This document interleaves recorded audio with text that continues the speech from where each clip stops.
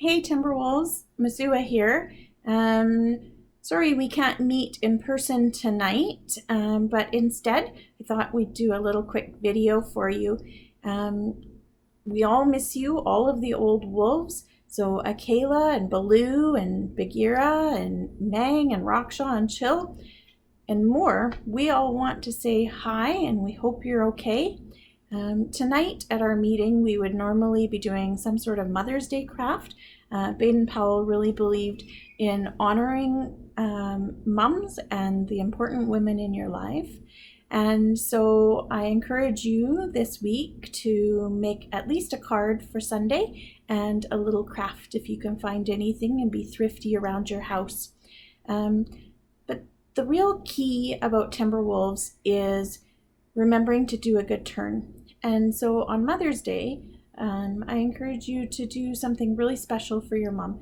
And the way I'm going to do that is to read to you a story that we normally read at camp called The Goodfellows. So here it is. Out in the jungle there lived an old owl with great round yellow eyes and two little tufts on his head like ears. Silly children were afraid of him because he only came out at night. In the village, there lived a tailor who had two sons, Tommy and Johnny. They lived with him and their grandmother. Although she loved them both, Granny was always having to find fault in the boys because of their laziness and forgetfulness and untidiness. They used to tear about the place, yelling and playing their games, upsetting the furniture, breaking the crockery, spoiling their clothes, and generally making themselves a nuisance. They never thought about what kind of trouble they were giving to other people, so long as they had a good time themselves. Then Granny told them about how different it had been in the house in years gone by, when the Goodfellow had come there. "What's a Goodfellow?" the boys wanted to know. "The Goodfellow," said Grandmother, "was a wee little man who came to the house before anyone else was up. He did everything that was useful, and no one ever saw him. He always slipped away before the people of the house got up. But he was the greatest blessing to everyone.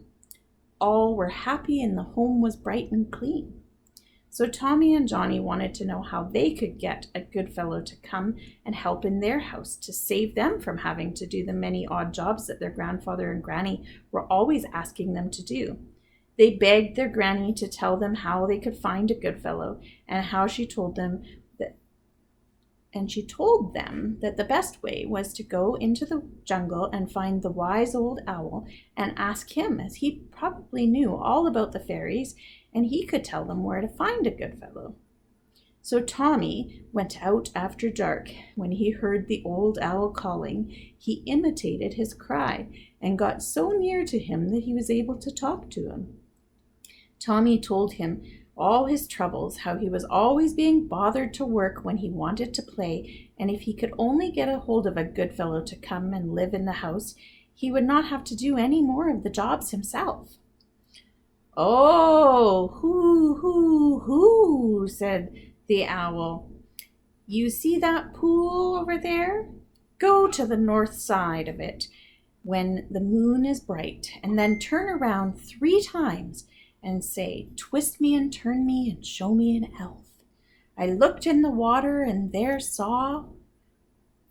To find the finishing word of the rhyme, look down into the water, and there you will see a Goodfellow, and his name will fill in the rhyme which you want." So when the moon was up, Tommy went to the pool and turned himself around 3 times. "Twist me and turn me and show me the elf. I looked in the water and there saw..." But he looked into the pool and he saw nothing except his own reflection. So he went back to the old owl and he told him how he had seen no one there in the water, and he had hoped to find a Goodfellow who would come to the house and do all the work. Then the owl said, "Did you see no one whose name would fill in and complete the rhyme that I gave you?" Tommy said, "No one." And the owl said, "Well, who did you see in the water?" And the old owl said, "No one but myself." And the old owl said, "Would the word myself not fill in the rhyme?" "But I'm not a good fellow." The owl replied, "No, but you can be. You can be a good fellow if you try. You're a strong little boy. You could sweep the floor. You're clever enough to lay the fire and light it. You could fill up the kettle and put it on to boil. You could tidy up the room. You could lay the breakfast things out, and you could make your bed and fold up your clothes.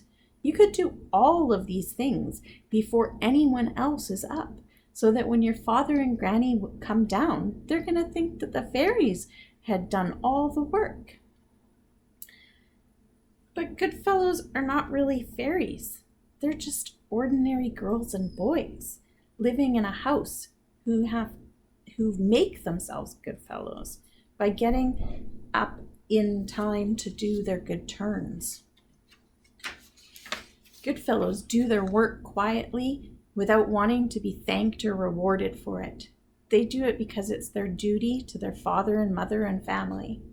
It may sometimes be a trouble to them if they're feeling tired or just want to play. But they have to remember that it's their duty, and their duty comes before everything. So in our story, Tommy and Johnny, being put up to it by the old owl, slipped out of their beds early in the morning, so that when Father and Granny came down expecting to have to do all of the work themselves, they were astonished to find that everything had already been done for them, and they believed that the fairies had come. Day after day this went on, and the boys got more fun out of doing their duty than they had ever gotten out of playing rowdy games.